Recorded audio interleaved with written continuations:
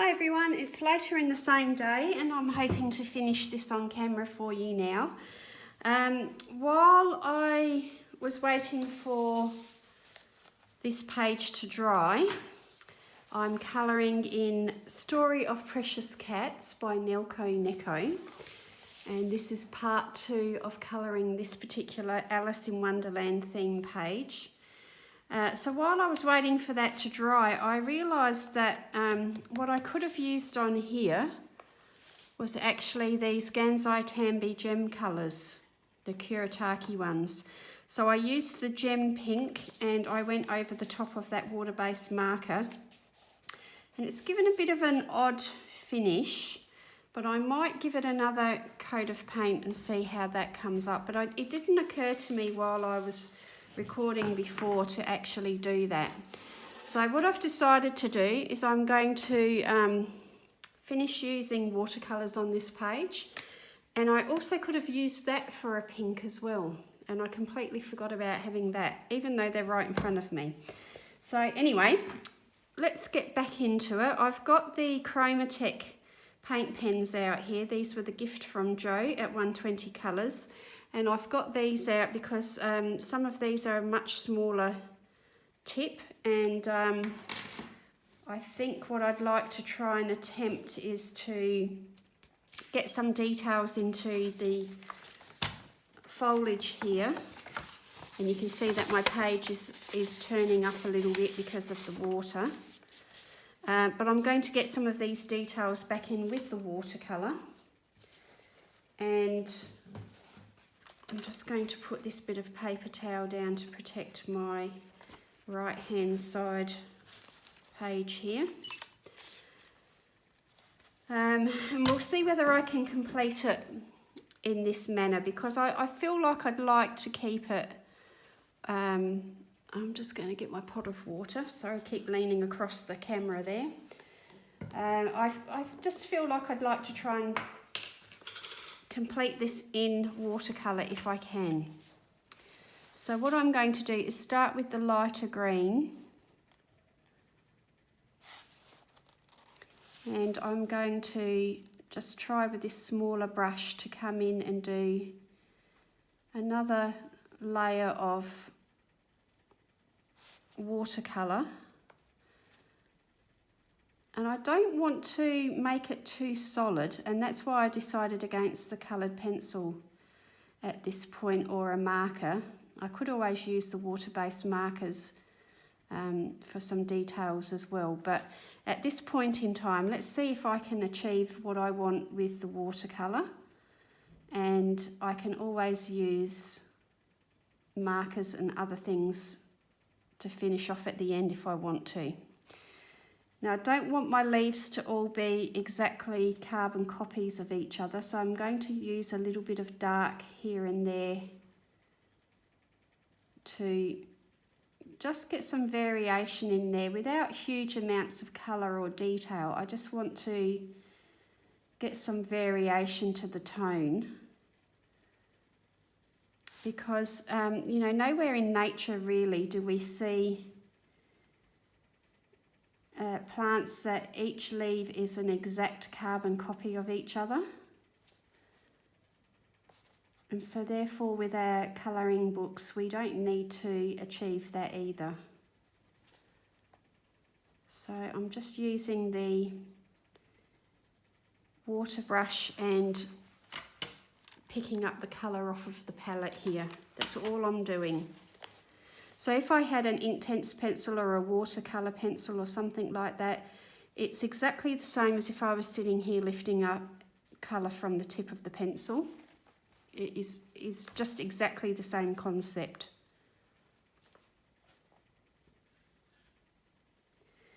Now another little trick that is an interesting thing to keep in mind is that when you've got a light coloured background, like there is here, it can be a nice contrast to have the leaf in a dark colour or darker shade. And then if the background was darker somewhere, it's nice if the leaf is a little bit lighter. So we could potentially come back here around this lighter leaf and we can darken up the background around that one so that it stands out much more of a contrast.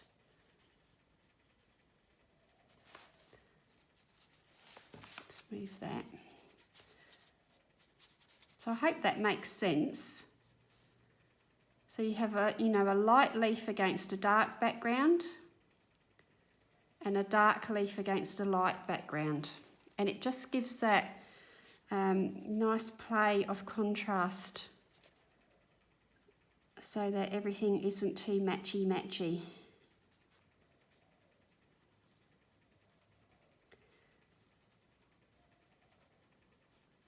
Now if you like matchy, if that's something, that sort of look is what you like, then by all means go for it.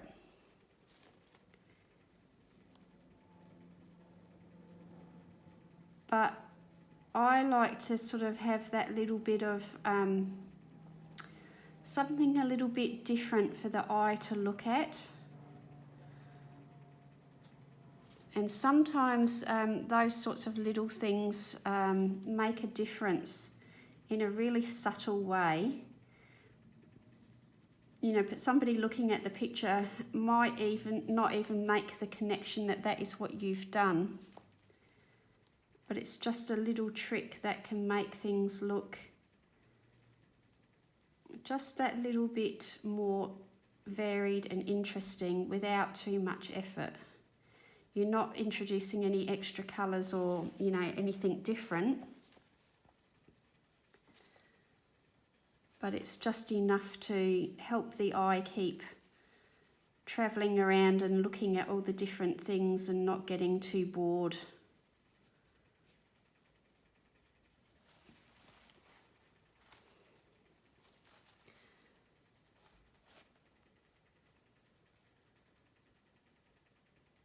So I'm just using this paint at the moment in two ways.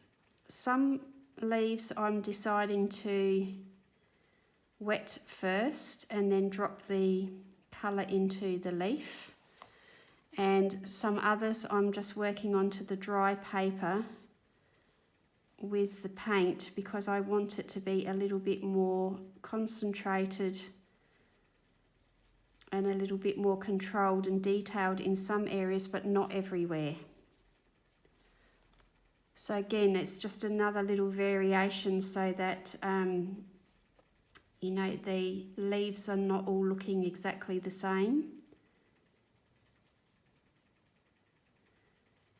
And you could use that as a little tool, for example, if you wanted to draw your eye into one specific area, you might use your paint in that manner, more controlled, more concentrated, more detailed, to draw the eye into there, and then the rest of it might be loose and washy and more abstract, so that that's not where the eye is drawn first. For example, you might choose to make the cat very detailed, and then the rest of it to be very abstract, so that the eye is drawn into the cat and then travels around into different areas of the picture. This particular composition is very much all on one sort of plane, and what I mean by that is that the cat, the butterfly, the foliage, the mushrooms is all very much together. There's no sense of distance between them. The way that they're drawn, the perspective and the proportions of the size of things suggests that they're all right, on top of each other. They're all together. So, say for example I was taking a photograph of it, it would all pretty much be in the same level of focus. Whereas if the fern was a bit further away from the mushrooms were closer, the cat was even closer, this might be very highly detailed and focused. The mushrooms might be less so, and then the foliage would be quite blurred in the background if it was further away. but this picture doesn't look like it's been drawn to suggest that. It's all very much, you know, the fern is right behind the mushrooms are right behind the cat, the butterflies are right in there tight as well. So they pretty much need to be sort of treated with the same level of detail. However,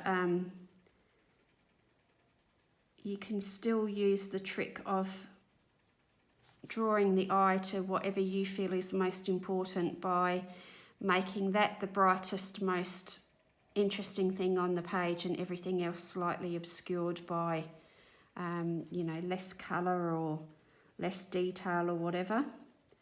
And then people will not be focusing on the mushroom first, they'll be focusing on her first, and then the mushroom, then the fern, and so on.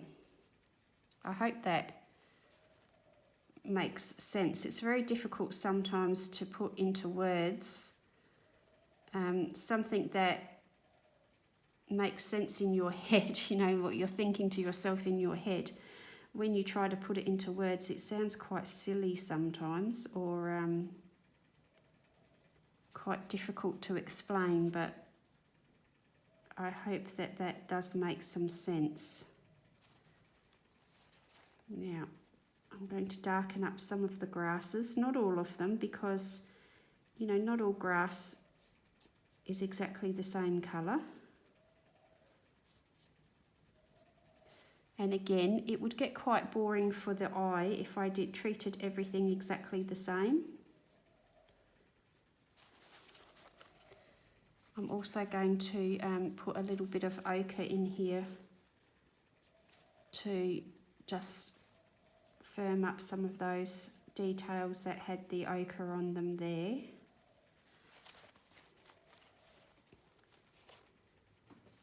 And I've just decided to sort of start on this side of the page, and I'm working across, because then I won't be coming across wet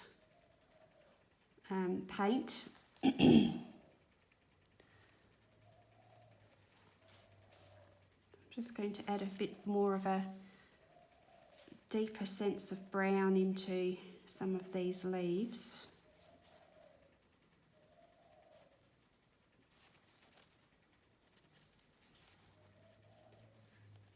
Now you may hear some little noises in the background, shuffling or groaning or whatever. I do actually have Hamish inside at the moment, and he is sitting off to the side of the table here. Hamish, if you're not familiar with my family setup, Hamish is a dog who we adopted recently from an animal rescue. And Hamish has had a little play this afternoon with the dog from next door, helping him to socialise and get a little bit more confident and so on. And he did really well. And of course he's come inside now and having a bit of a nap after his exertion. So I had hoped to finish colouring this page a little bit earlier, but the surprise visit from my neighbour with the dog set me back time-wise a little bit. But it's a beautiful day here, it's sunny, and it's not overly warm yet, but it's very sunny. And it was lovely to just sit outside in the fresh air for a while and watch Hamish behave like a dog, like a happy, healthy dog instead of a scared dog. So it was time well spent. I'm just going to lightly colour the stalk of the mushroom there.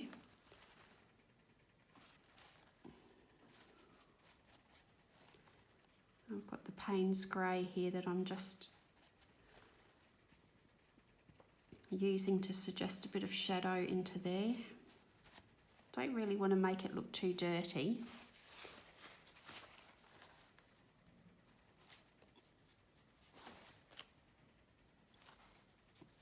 So yeah, he's currently inside with me, having a bit of a sleep because he's been good. He's been outside for a short time today on his own, and he's done a little bit of socialising, which is good. He was very well behaved. And he is so different with the owner of Fred, the Kelpie from next door. My neighbour Rosemary, he just really has taken to her, whether it's because he knows that Fred trusts her implicitly, so therefore she must be okay. I don't know if that's something that dogs just understand, but he goes to her and sits at her feet and wants to be patted and wants to have, you know, some attention from her, which is really nice because he's absolutely terrified of just about every other person that comes to our home. So it's really nice to actually see him behave like that. So his little reward is to come back in and have some nap time in peace and comfort. Okay, so I mentioned in part one that I'm not overly fussed about creating realistic hair. So what I'm doing there is I've just done a few strokes. So it does suggest hair, but I'm not going into any great detail with it. I'm not going overboard with those details. And I've just realised that I probably should have put a bit of colour onto these fern stalk. Okay, so that's that. Now while I also have these colours out, this twig up here, there's a very sort of olivey green shade here that it's not brown, it's not green. So that will do nicely for the twig. And again, I'm not too fussed if I don't stay in lines because watercolour is very loose for the most part. I've decided not to approach this really highly detailed, so you know, it's okay if I go out of the lines a little bit there. Okay, so now what I want to do is suggest a bit of a shadow around some of these little white lumps that are on the toadstool or mushroom. And so I'm just going to try brown first because I don't want to use black. And I'm just going to have a look and see how that looks. It doesn't look too bad. Let's have a look if I've got a suitable purple. No, that's a little bit too much. And I think this is ultramarine. That might work. Alright, so what I'm going to do is I might actually use a bit of a combination of a few things here. I'm going to use a bit of ultramarine, I think that is called. And I'm going to use a little bit of brown. And that's giving me a much darker brown than what I had. So I'm going to use a little bit of that just to suggest a bit of shadow under these little. On a real mushroom, it's like a little bit of a white lump that sits on the top of the surface of the mushroom. And so to suggest that it's actually raised off of the surface of the mushroom, I'm just going to do that tiny bit of shadow just to infer that it's not completely flat.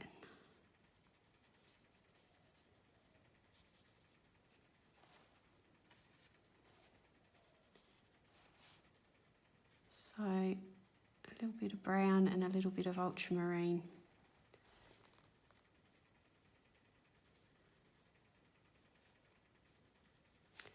So you don't need a huge set of watercolours to get started.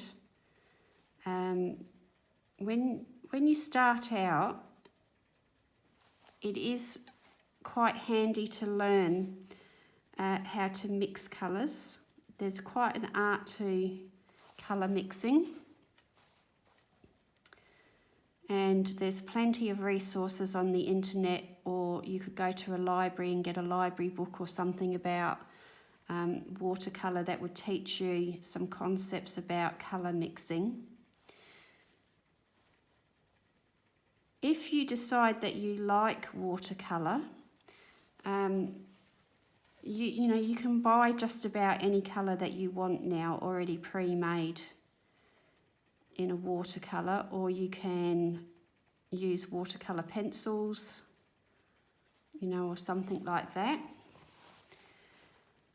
But if you're on a budget and you want to use real watercolours,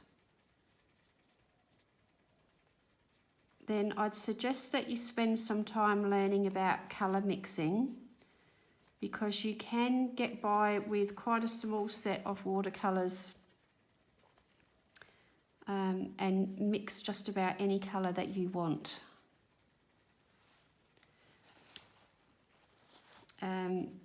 The only thing is, if you are new to art concepts or colouring, for example, colour mixing might be something that you've not had any experience with before, and you may find it difficult. But as I said, there are a lot of resources available. There's lots of books about colour mixing. There would be no doubt people on the internet who have blogs or YouTube channels who talk about colour mixing.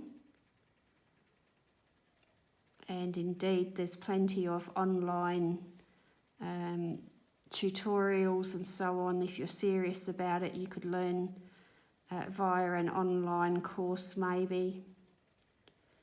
There's lots of different ways that you can get that knowledge.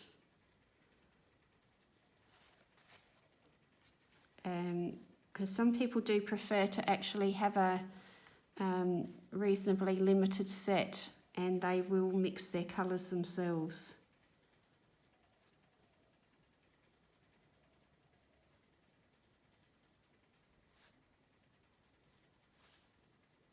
So if you're serious about watercolour and colour mixing, colour theory, and so on, then you may like to go down that avenue. But if you are a complete beginner and you don't really know and you're not sure, I'd still suggest that you have look at buying a basic set to start with, or a few basic colours, and see whether you like it before you go investing in too much money.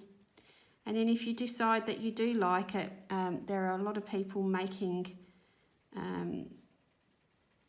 handmade watercolours, which can be quite pricey.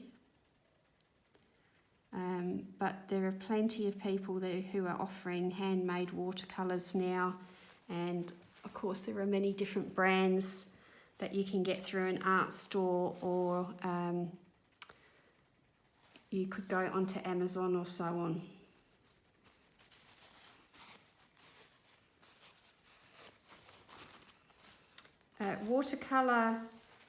Good watercolour paints can be very expensive. If you want quality pigments that aren't going to fade, and you want great results and so on, or you're creating original art for sale, you want to make sure things are light fast and you're using good products, watercolour can be very expensive. However, a little bit of watercolour paint can go a long way. You don't need, if you've got good quality pigments, you don't need a lot of paint. to create, you know, a very powerful, colourful image. So once again, it's one of those situations where it's very much you get what you pay for a lot of the time when it comes to art supplies. But if you're looking to do some serious watercolouring and you want great results or long-lasting results, then do your research and look into purchasing some good quality paints.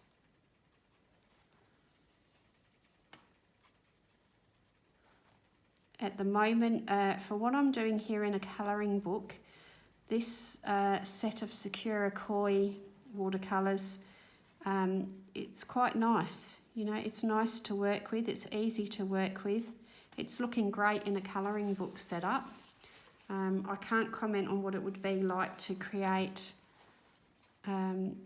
paintings to be hung on the wall or for sale. I'm just purely commenting on this particular use that I'm using them for, which is for a colouring book. But I like the ease of use. The colours are quite vibrant. They're not chalky. Some watercolours in the pan set up like this. This is called a pan.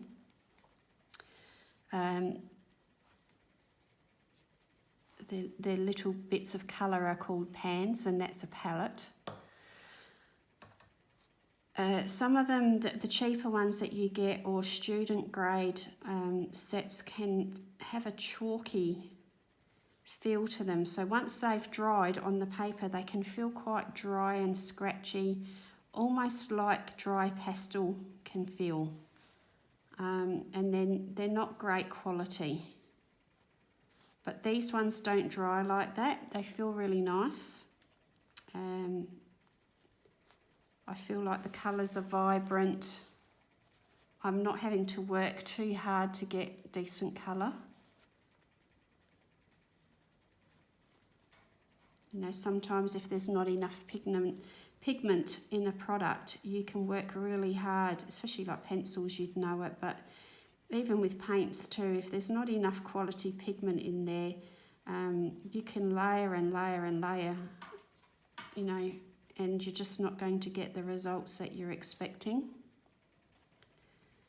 But these seem to be pretty good so far. I'm enjoying them.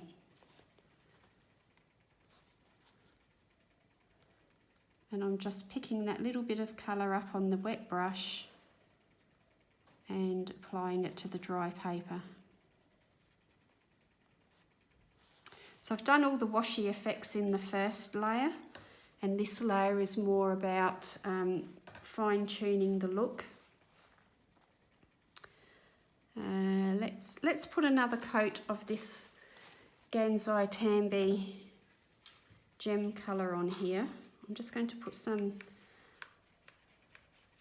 water in here. These are a slightly different consistency of paint, and so what I find works better with these is that you leave some water sitting on them, and then you mix it up and you leave it quite thick. So they're not really what I think of as a watercolour. And this has got a slightly metallic sheen to it.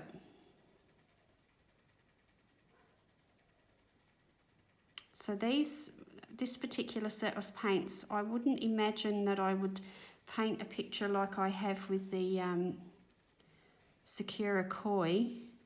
These are just going to be used for accents. You know, like I'm using this one here. That's how I foresee using this particular set of paints. They're just going to be for small areas and, you know, little points of interest. A bit like you would use a gel pen. I don't use gel pens for huge areas as a rule. And that's how I foresee these particular paints being put to use, for me. You might have a whole different idea of how you want to use them, but this is how I'm thinking that I will be using them. So we'll let that dry. You do need to make sure that you clean your brush off thoroughly with them.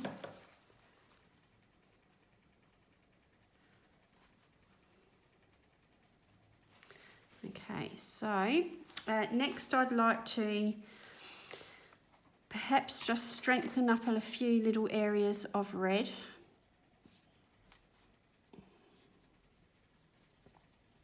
Especially around those bits where I've added the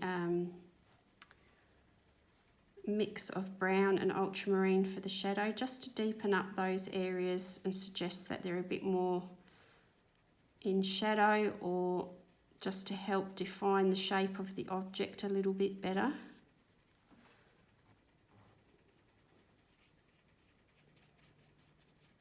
And again, I'm using my brush holding my brush quite a way back along the barrel and being a little bit sort of loose in my application of the paint.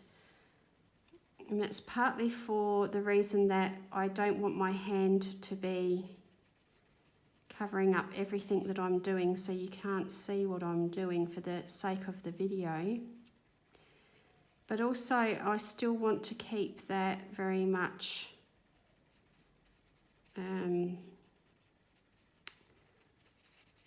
loose application of the paint rather than trying to get too blended. So again, I still don't want to go over some of these lighter areas too much. I want them to be preserved as a highlight.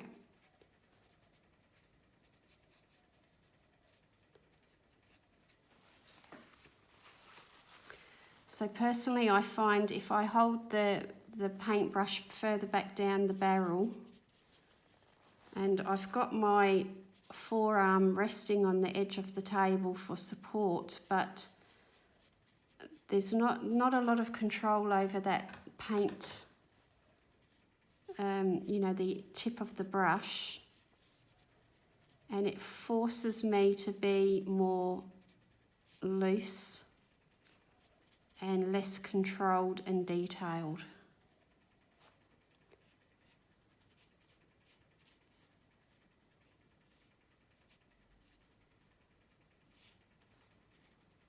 And if you're having a go at working that way, just take your time and go slowly. You have a bit of time before the paint starts to dry. You can move it around a little bit. So you need to sort of think about what you want to do with it ahead of time. But don't rush it too much, because you haven't got full control of that brush tip. If you go too fast, you'll get out of control pretty quickly. It's a fine balance of, for want of a better way of describing it, loose control. Does that make any sense even?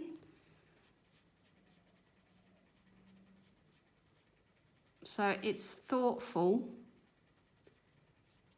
in its approach, even if it's loose.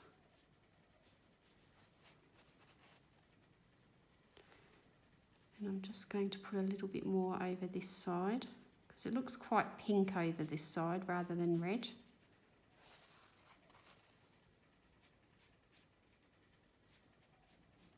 And I'm constantly dabbing bits off onto the paper towel and, re-dipping my brush in.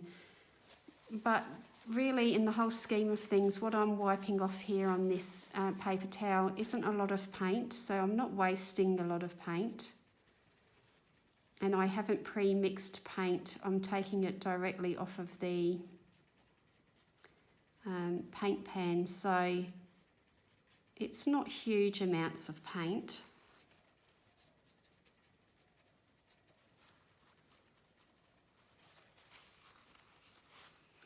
Okay, so that's probably enough red in there.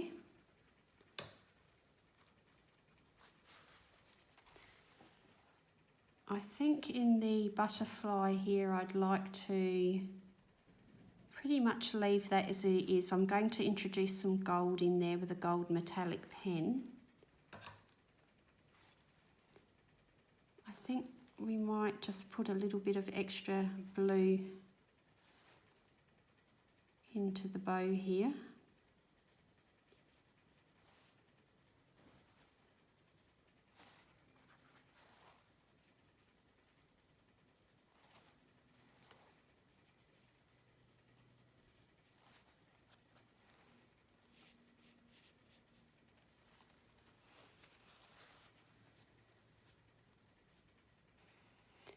Now I could get really finicky and start using the brush to paint in details like this, really carefully along edges. And I may do that as the final step, but that could get really tedious for you guys to watch that. But I'm just going to quickly show you that with a small brush you can do that. You can put some quite tight details along edges with your brush and pretty concentrated paint. The trick with that is not too much water.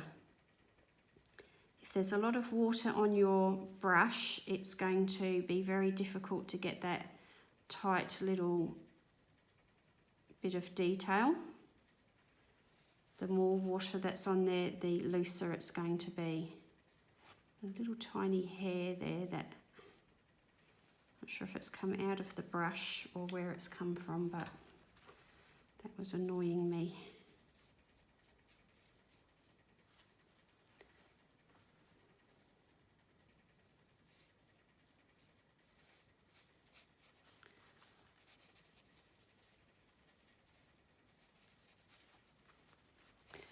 You know, so you can get some quite small, tight details in with a brush and some watercolour.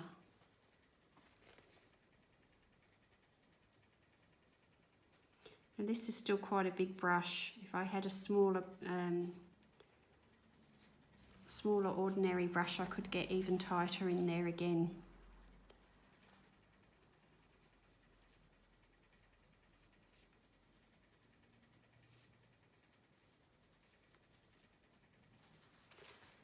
And of course, if your paint's quite concentrated, you are able to come back later with that damp brush and move it around a little bit as well.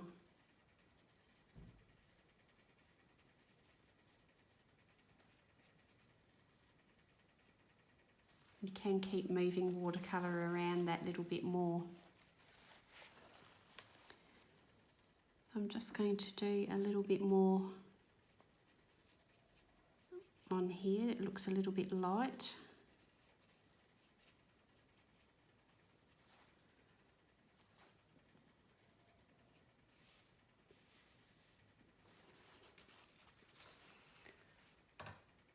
And I feel like she needs a little bit of colour inside her ear.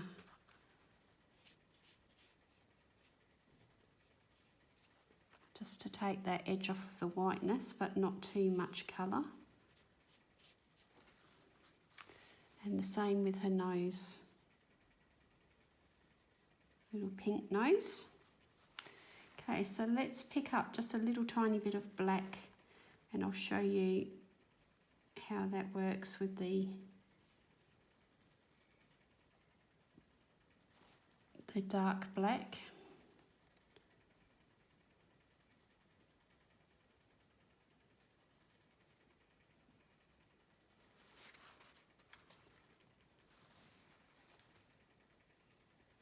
So the brush is only just barely damp. I've picked up a little bit of colour off of the paint pan and I'm wiping some of that back off and then dragging the colour down because I want it to be not so solid and dark as it comes to the bottom of the pupil there.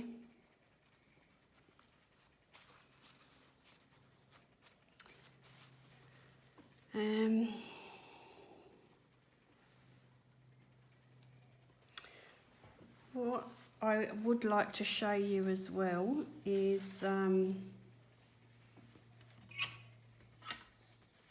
how a water-based marker might look on here. So I just have to grab those, excuse me a moment.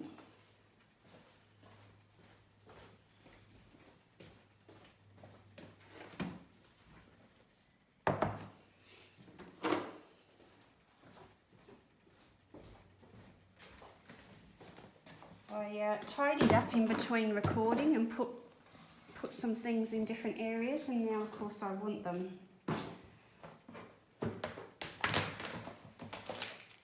So I've got a few of these water-based brush tip markers, and I've got Primrosia and a No Name brand here.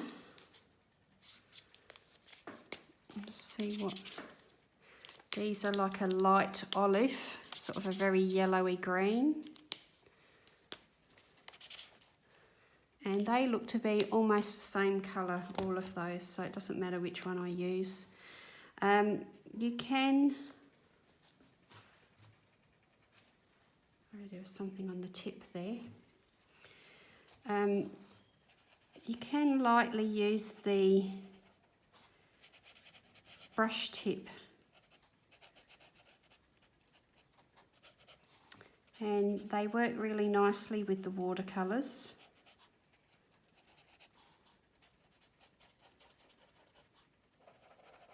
And it just gives you that little bit of extra control if you're worried about brush skills.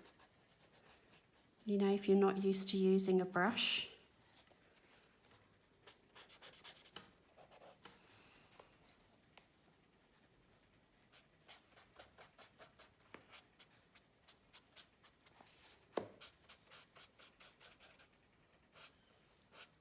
So you can lightly use one of these brush tip water-based markers with your watercolours as well.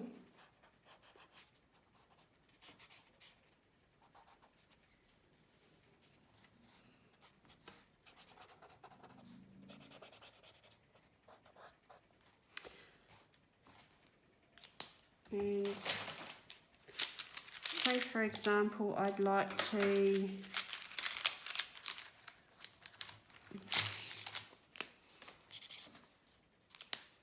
do some details on the cat, I could then also use the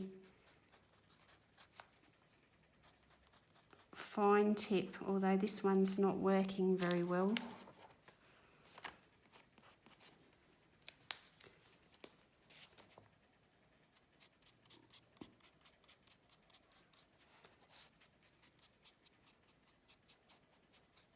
So if you are a fan of doing lots of fur, you could come back in with one of these and do all your detail with the fur, for example.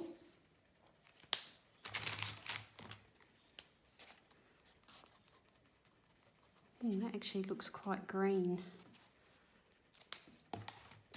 And then because they're water-based, if you do something like that that you don't like, you can blend it back in with the watercolour if it's not an effect that you like. You can soften off the edges and so on.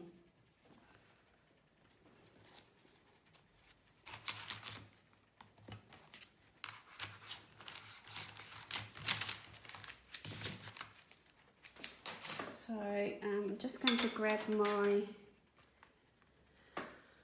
set of Jelly Roll Metallic here. Just make a bit of room for myself. And I want to do a little bit of gold. This gold is almost empty, I believe. But I just want to do a bit of gold writing on the Eat Me.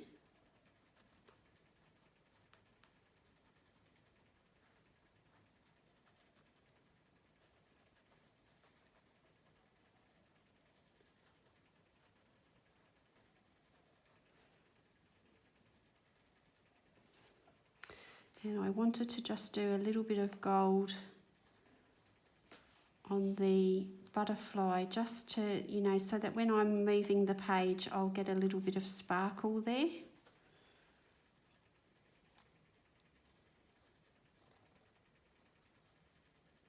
Because the adjoining page, I've got quite a bit of gold on there, and I wanted to work in with that.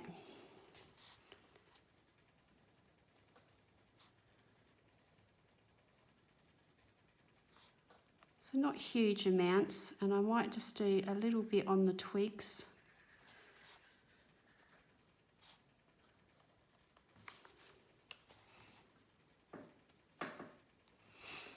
And maybe around here too.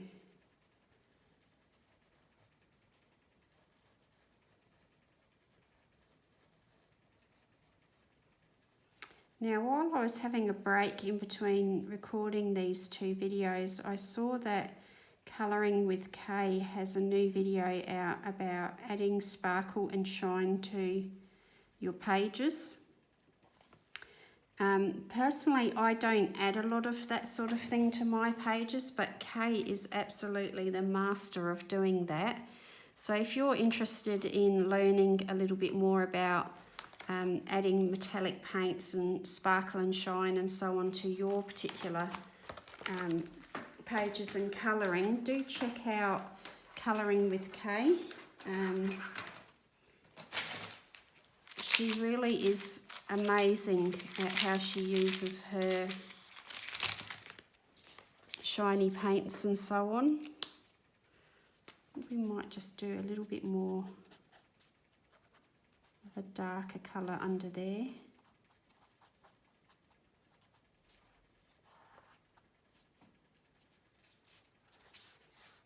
And on her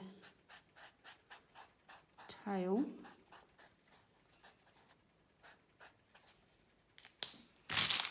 I want a little bit more of a brown.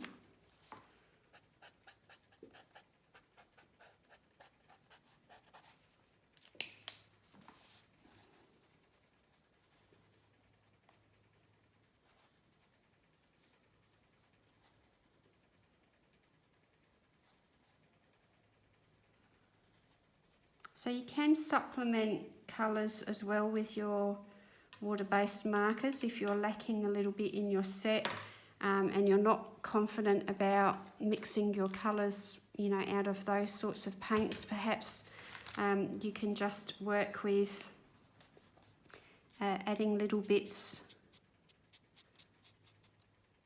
with your water-based pens as well.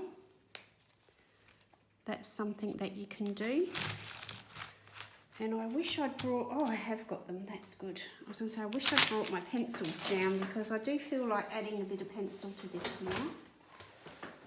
So I've got my big trusty pencil case here that's got Artex Prismacolor and some polychromos in there.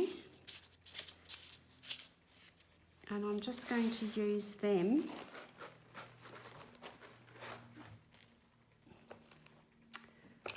I'd like a nice blue. This one's called True Blue.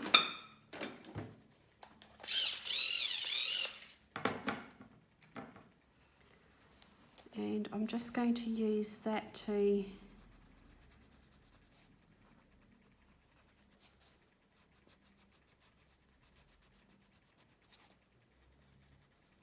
just show you how to lightly enhance the watercolour without covering it all.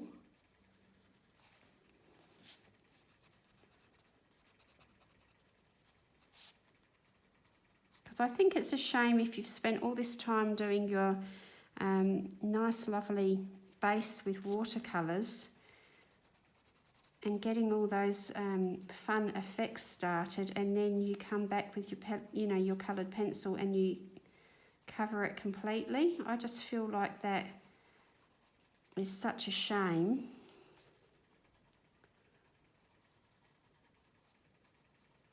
However, saying that, if you like to use colour pencils but you're finding it's too hard on your hands and just too tedious and too slow,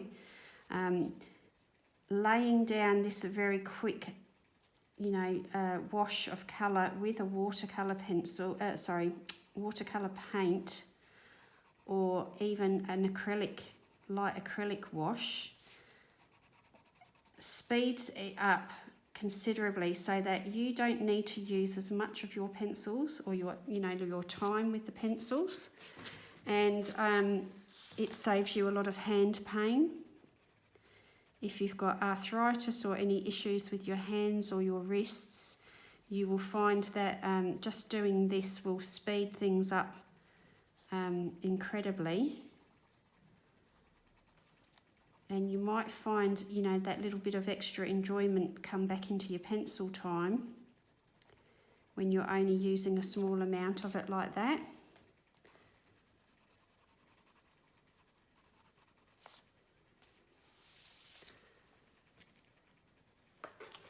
So, again, the plan is not to completely cover everything. This is yellow ochre. It's not to cover everything, but just to add those little bits of extra colour or detail where you're finding it too hard to do with a brush.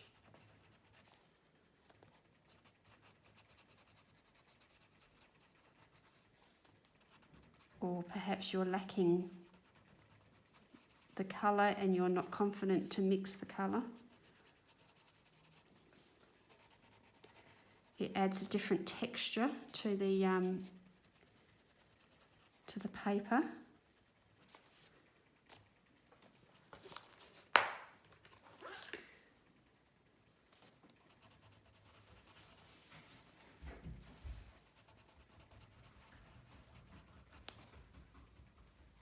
It's still a tiny bit damp there.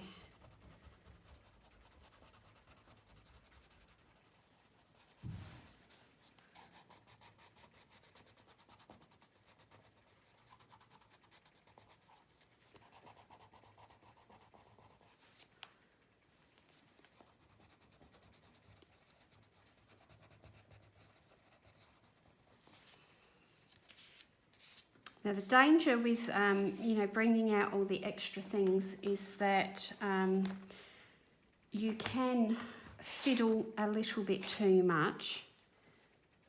That's one of my problems, which is why I try not to do it too often. And then I suddenly realise that I've overworked that. I've added one too many colours in, or whatever. That can be really easily done.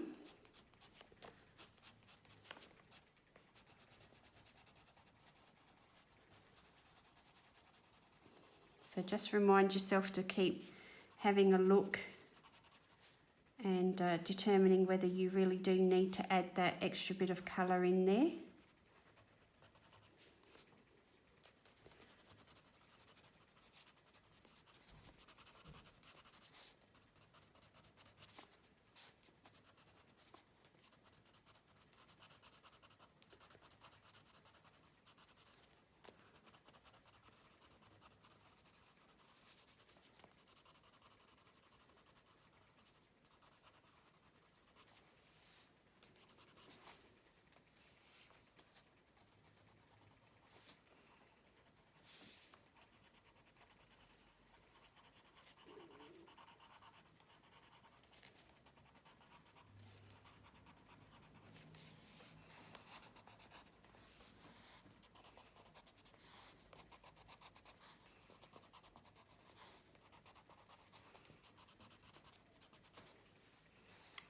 Okay, I think I'm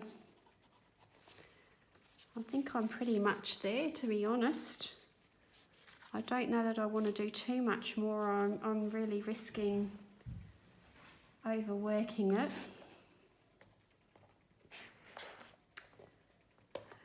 Let's just have a quick look. This one's called Army Green.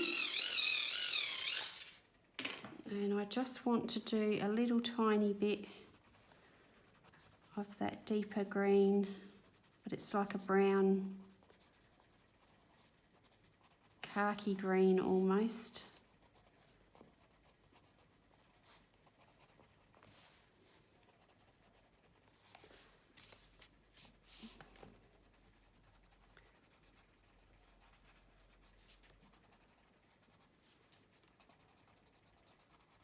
Just a little bit over here so that it ties everything together.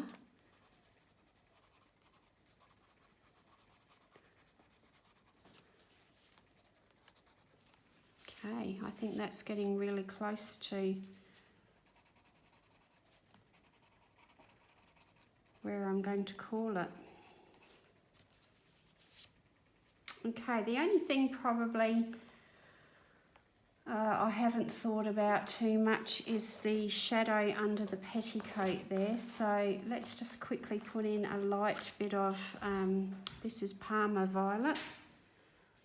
Just a little hint of that in to some of the more shadowed areas.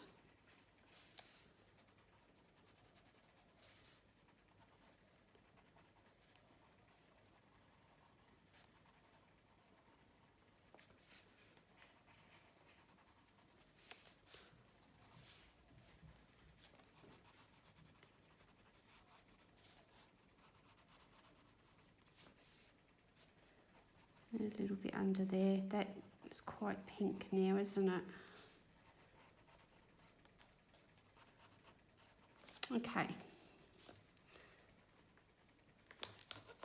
Let's have a look at how that looks through the camera. Sometimes I find when you're not sure about something, if you look through the camera or take a photograph of your work and have a look at it through the lens of a camera, you can sometimes see some glaring things that you've missed, or perhaps there's not enough of colour or tone, you know, or contrast. This is all looking very, very much the same. But, you know, with everything else that's going on in the picture, I don't know that I want that to be too much more defined, to be honest. Please ignore that telephone.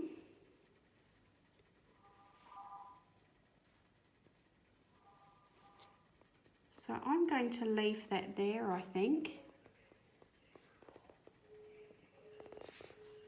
You can see that the pink on here has got a very slight shine.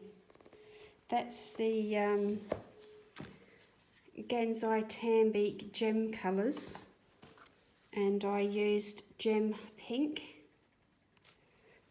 and yeah, it's got that very slight metallic shine to it.